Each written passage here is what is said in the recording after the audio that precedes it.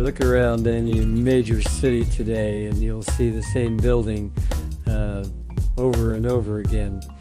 Glass boxes reaching toward the sky like identical tombstones, marking the death of architectural imagination. Manhattan, Chicago, Houston, Hong Kong, the same sterile geometry repeated endlessly across the globe. But it wasn't always this way. There was a time when skyscrapers were sculptures, when they told stories, when they dared to be different.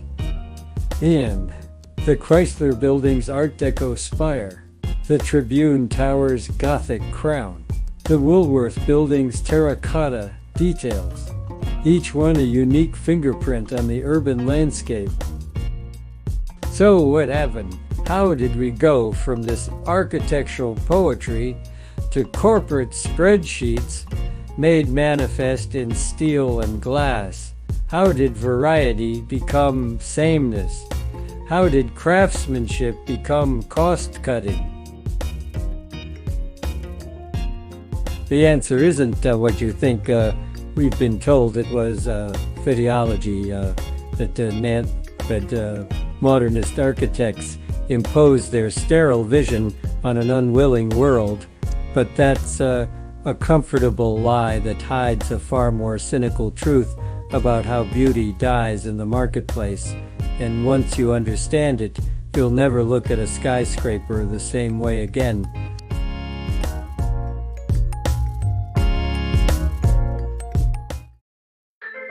The story we've been told is elegantly simple.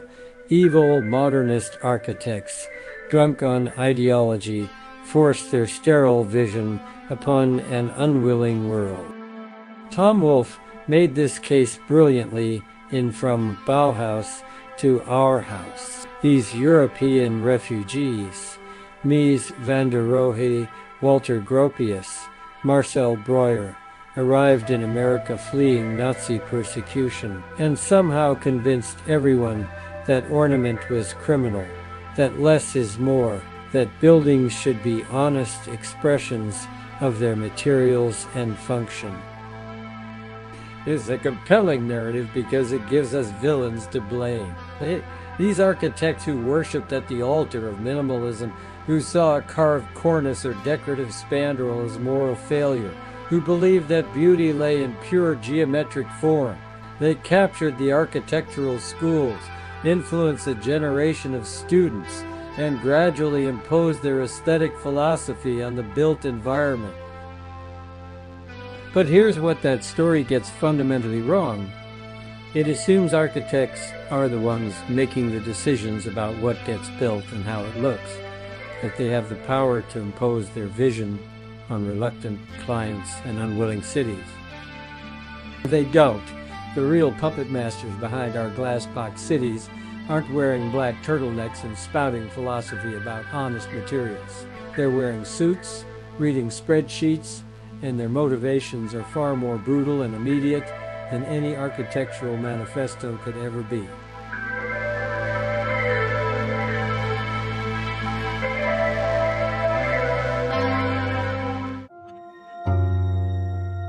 Every skyscraper begins not with an architect's sketch, but with a pro forma, a financial model that determines whether a building will make money. Square footage, rental rates, construction costs, financing terms, expected returns.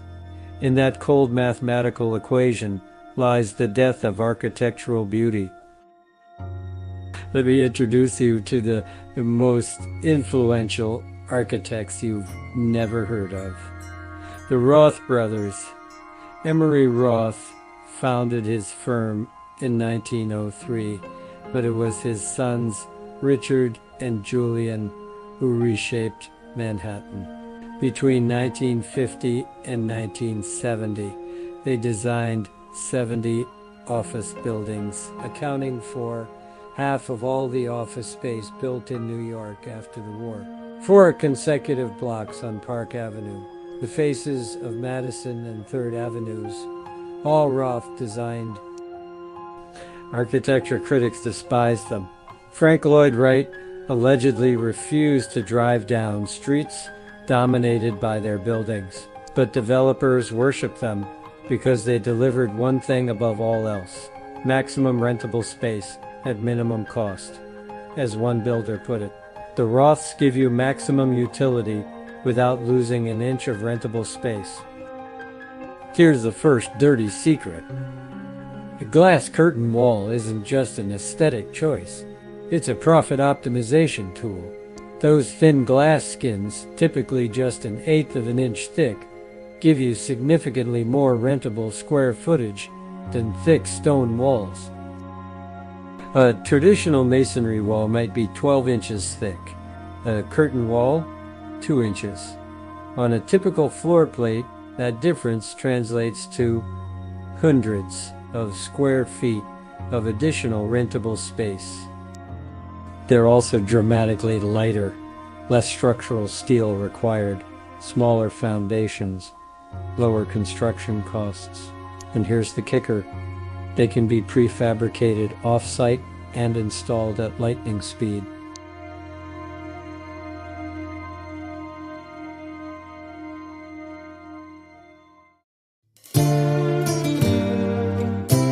In 1954, the National Distillers building made headlines not for its beauty, but for its speed. 1,800 prefabricated curtain wall panels installed in just 6.5 working days. Compare that to the 8 weeks a traditional masonry facade would have required. The Emery Roth firm did it again with 460 Park Avenue. 40 Pratt the entire building in a single day.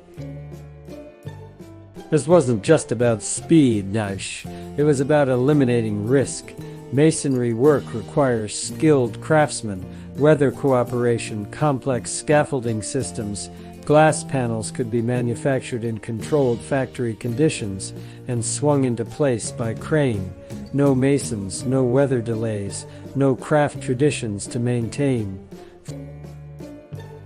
But there's another factor that made glass walls irresistible to developers. Tenants actually wanted them. Those continuous expanses of glass meant maximum natural light penetration, unobstructed views, and complete flexibility for interior office layouts. You could reconfigure the space without worrying about window placement. Richard Roth put it bluntly in progressive architecture. The old window-pier window pattern of classical buildings didn't allow for interior planning flexibility, so they developed the new exterior design to suit interior planning needs. Form followed financing, not function.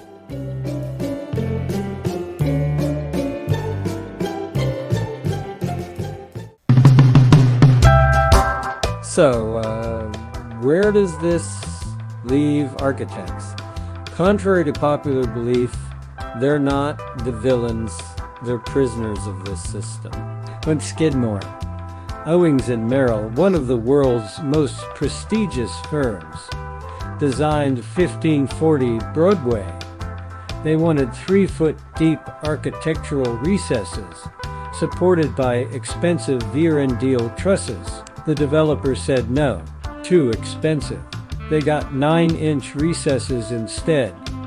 Minoru Yamasaki, architect of the World Trade Center, faced constant interrogation from the Port Authority. One official was so demanding that he would make Yamasaki quiver silently with humiliation or anger.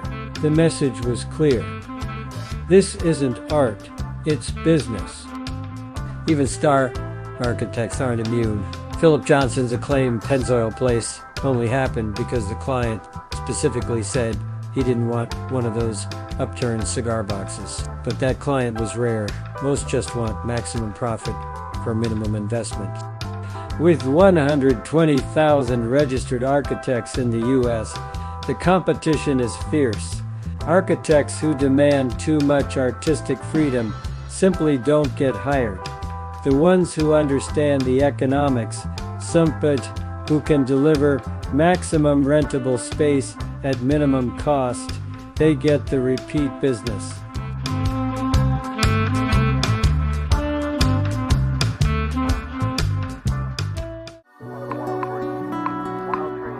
But here's what this race to the bottom costs us. Our cities have become indistinguishable. Walk through downtown Manhattan, Houston, or Hong Kong, and you're essentially seeing the same building repeated endlessly. We've traded architectural identity for economic efficiency, and the irony, this might not even be efficient in the long run. Some developers argue that beautiful design adds value over time, but only for those who hold buildings long term. For merchant builders who construct and sell quickly, there's no incentive to invest in beauty. We're building disposable architecture, IAPLS's buildings designed to maximize short-term profit, but with no consideration for long-term value or cultural significance. But the story doesn't have to end here. Some developers are beginning to understand that distinctive design can be a competitive advantage. Chicago's Aqua Tower achieved its striking undulating facade for just a few $100,000 extra on a $500 million building. The real tragedy is that we have the tools to demand better. Zoning codes, design review boards, tax incentives, all could be used to encourage architectural diversity and beauty. Instead, they often reinforce the status quo. Architecture is a mirror of our values. If we want cities that inspire rather than merely function, we need to change the incentives. We need developers who think beyond the next quarterly report, tenants who value beauty, and communities that demand better. Because every glass box represents a moment when someone could have chosen to do something beautiful and chose not to. The question is, what will we choose next time?